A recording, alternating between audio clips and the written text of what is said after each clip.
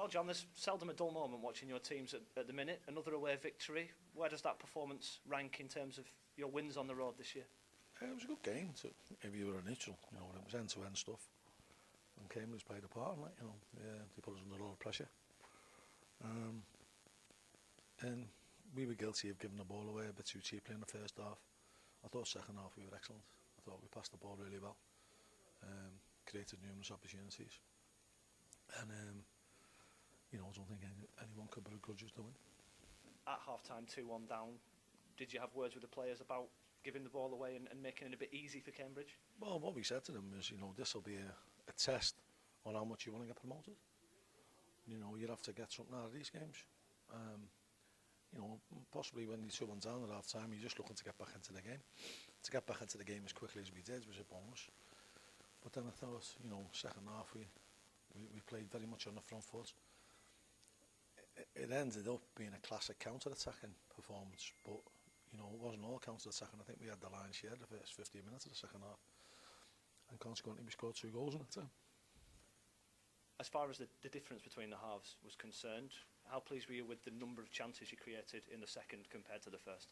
Well, we still made a couple of great chances in the first half, just didn't take them. Wonderful goal by Sean, you know, probably one of the best goals you'll see today.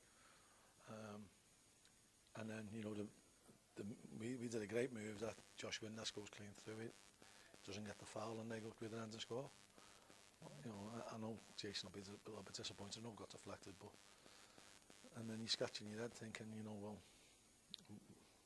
it's a soft goal to concede, but give the lads the due, you know, they stepped up to the plate in the second half, and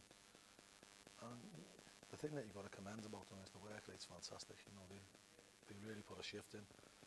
I mean, Billy Key was out on his feet last 5 minutes, and then we've got adequate replacements, you know, to go on, you know, with Terry going on, and Procky going on for Cruxy. So, you know, we've got lads there who are prepared to put a shift in, and there's lads, they're all rallying around each other. You know, the lads on the bench are there that they're not playing, but there's a great togetherness in the dressing room, and you know, that'll take us a long way. How important was your second goal so soon after half-time? Perhaps a bit of fortune in the goalkeeper presenting it to Tom Davis, but he made no mistake. Well, you know, I don't think I've ever come across a more placid or honest individual than James Keneally.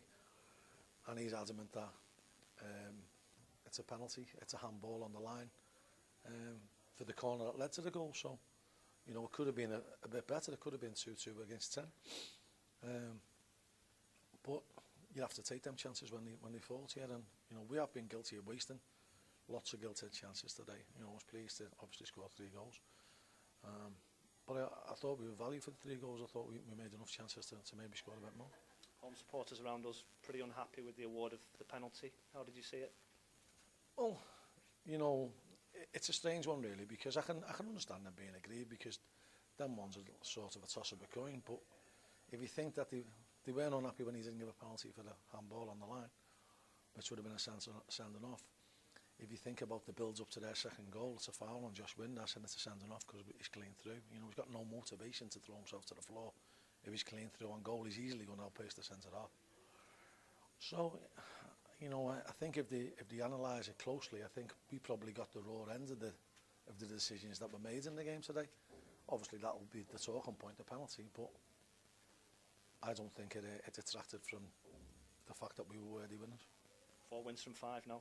You keep this momentum going. I guess the question's always going to be, can you keep it up? Well, you know, we just got to. We spoke to the players about it, and we don't give ourselves a target. But what we've said to them is that we've got to be in and around it at Christmas, because the more you tick off games, the more teams play each other. So if you can keep on hanging on in there and nicking your wins and your draws, and trying to avoid the defeats. As long as you get enough wins sprinkled in with the draws, a gap can quickly appear, and that gap hasn't materialised yet. You know, I think 2 wins will take anyone from 18th into the playoffs, and 2 defeats will take anyone in the playoffs down to 18th. So, you know, we're not getting carried away with that, but we know that it's important to grab the 3 points every time they're on offer, and you know, we've got to try and back that up now with a win on Tuesday. Do you still feel like there's more to come? I know you've said it a few times in the last few weeks. Oh yeah, without a doubt. You know, we can play better than what we did today. We played great in the second half, but we would give the ball away far too cheaply in the first half, and that's not like us. You know, that's something that we pride ourselves on. Obviously, you know, it was a good pitch today, but the conditions are going to change. You know, the wind's going to get stronger, the rain's going to come, the snow's going to come, and it's not, you know, winter generally in England isn't conducive with free-flowing passing football, which is what we try to play. And we're not going to compromise. We're going to try and play that way, and it might be difficult to do that, but we'll still give it our best shot.